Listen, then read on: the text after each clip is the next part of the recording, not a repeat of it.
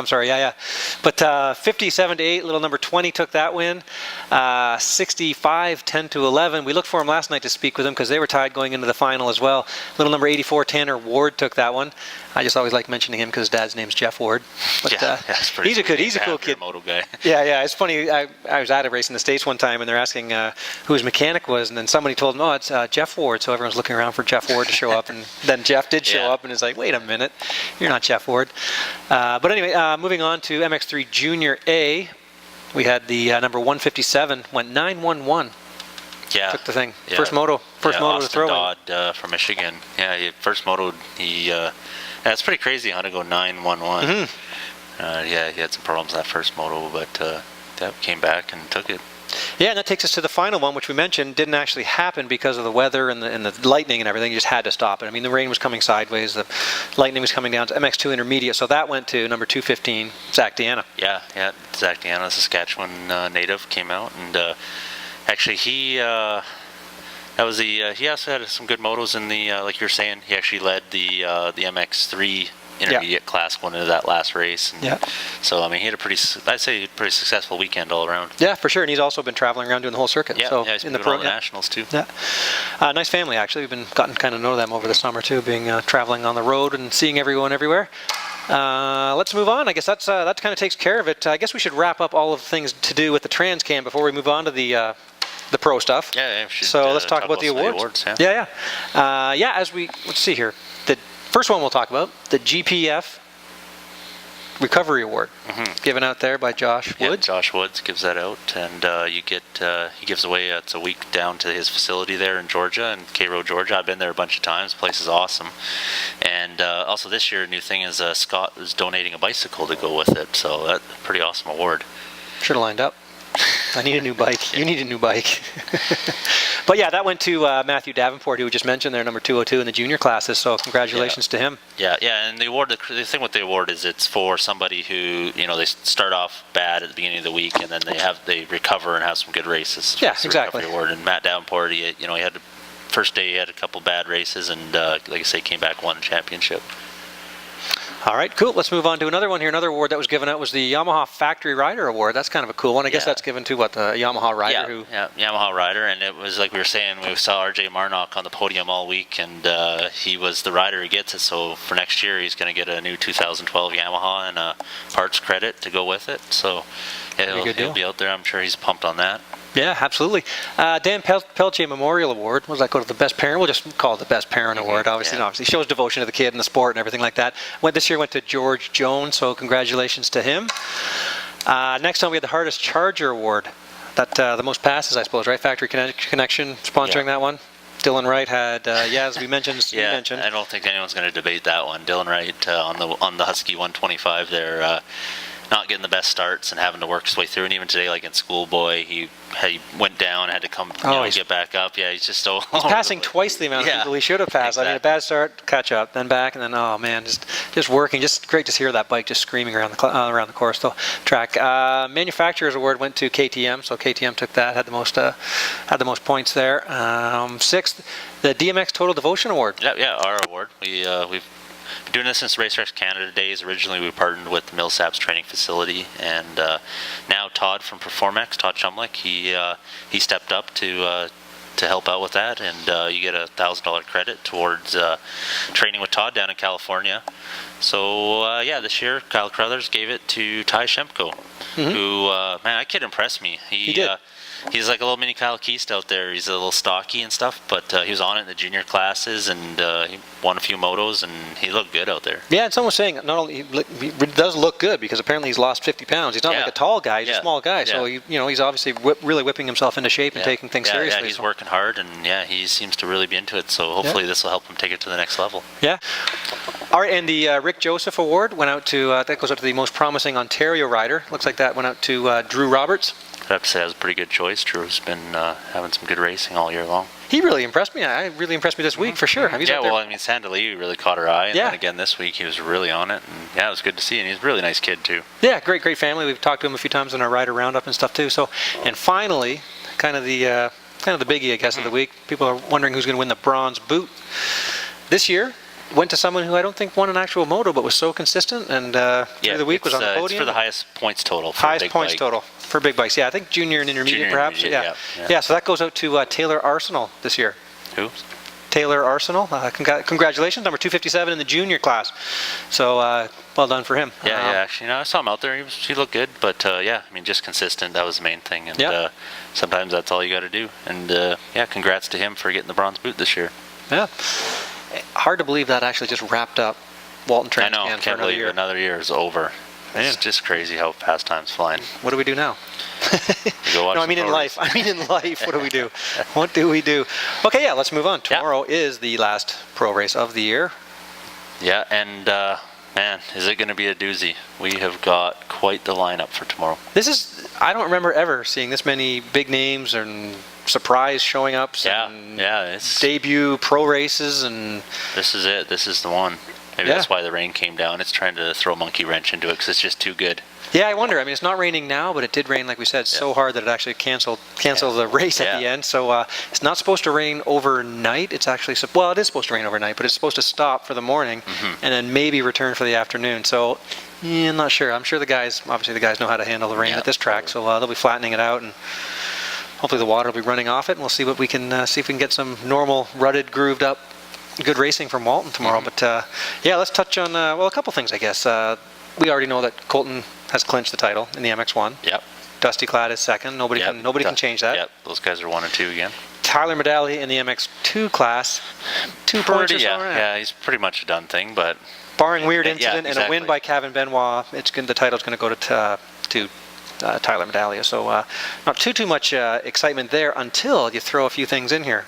We've got a list of people who are showing up for this race that's going to make tomorrow pretty exciting. Yeah. Starting off, we might as well start with one that everybody already knows about. Yeah.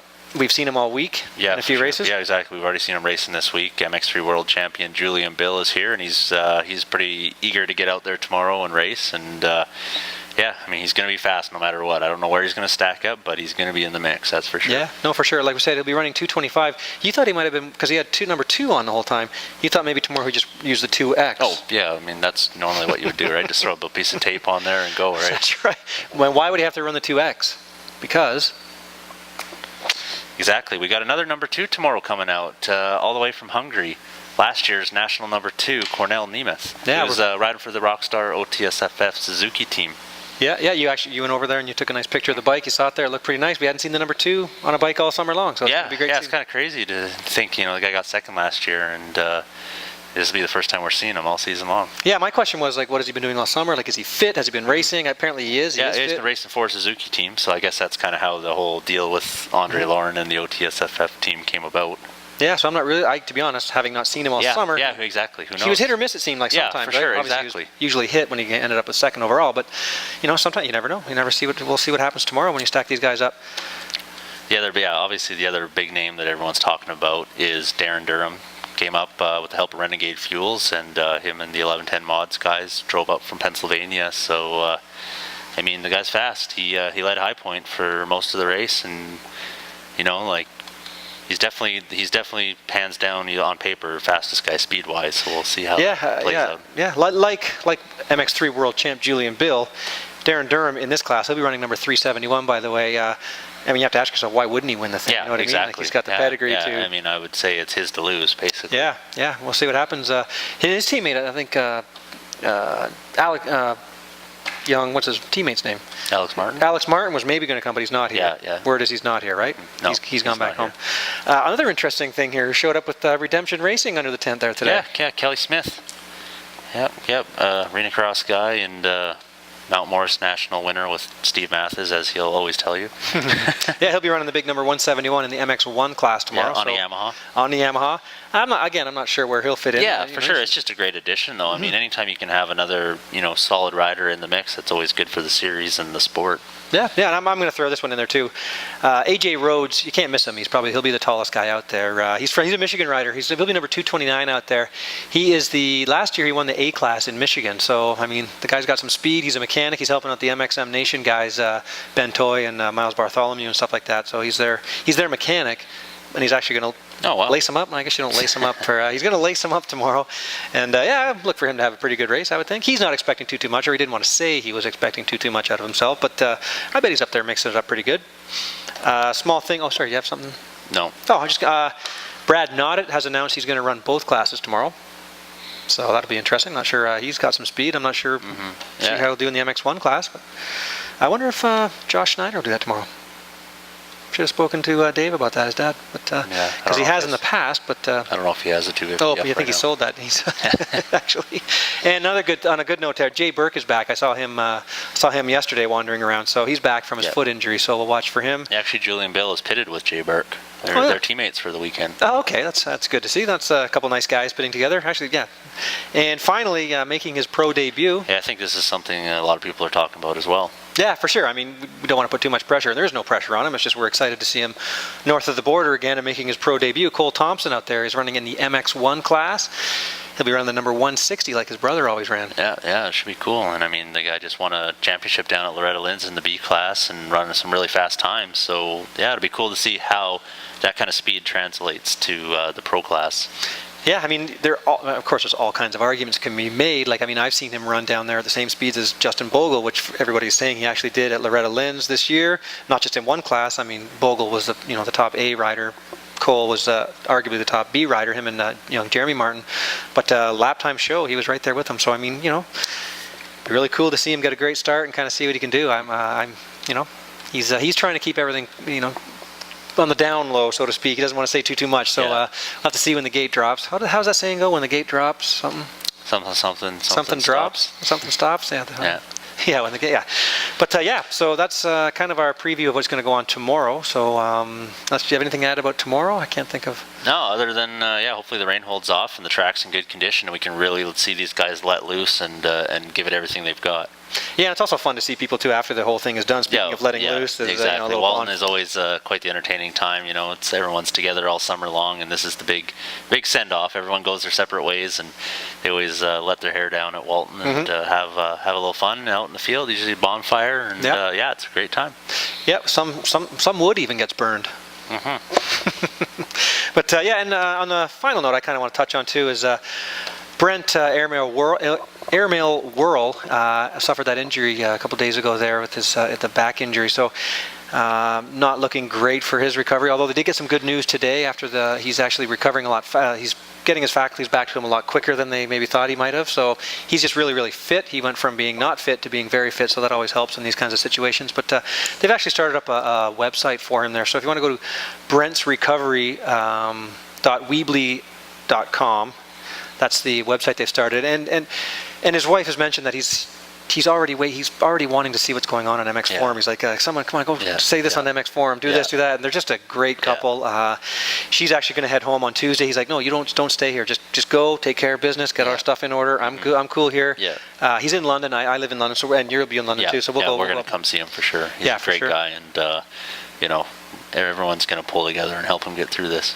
Yeah, in fact, I just heard some other good, amazing news. There's definitely collecting money tomorrow as well. So if you're around and you're just drop some money over, have to find out exactly where that's going to be. But I know the guy from Pro Wheels, he had his setup here in the vendors area. He's doing a silent auction, get rid of all his stuff. Whoever buys all this stuff, all the money is going to Brent Worrall. Wow, that's awesome. Isn't that cool? I mean, that's a stand-up move right there. Yeah, it's amazing. Like he's got a tent, he's got all kinds of stuff down there. So go stop by the Pro Wheels guy and have a look at what he's got. Silent auction, it's going. He's getting rid of it, and the money's going straight to Brent. So yeah, so it's great. Horrible news about Brent, but the guy, I mean, for a guy to wake up and be kind of thinking the first thing he wants to do is post something on the forum just to talk to and let everybody know that he's a diehard for sure. Yeah, amazing. Great guy, great character. So also, hey, if you see me wandering around, I do have some stickers. I know these were hot giveaways, so I do have more Carmen stickers tomorrow. Not for sale, for giveaway. So thanks to Gareth. If you want to buy them, though, I'm sure Billy will take your money. We'll take. I'm doing a silent auction for one sticker, but no, just kidding. But if you see me around, I'll have a pocket full of the Carmen stickers. Thanks to Gareth over at Term FX for those. So that's cool.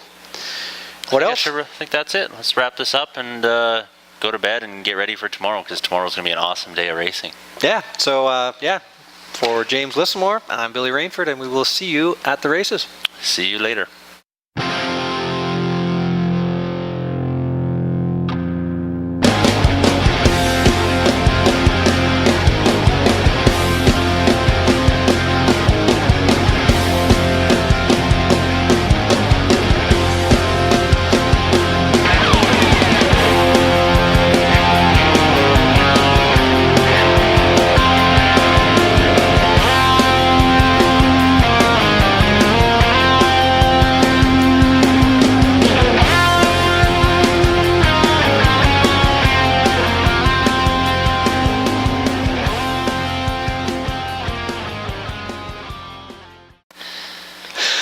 went to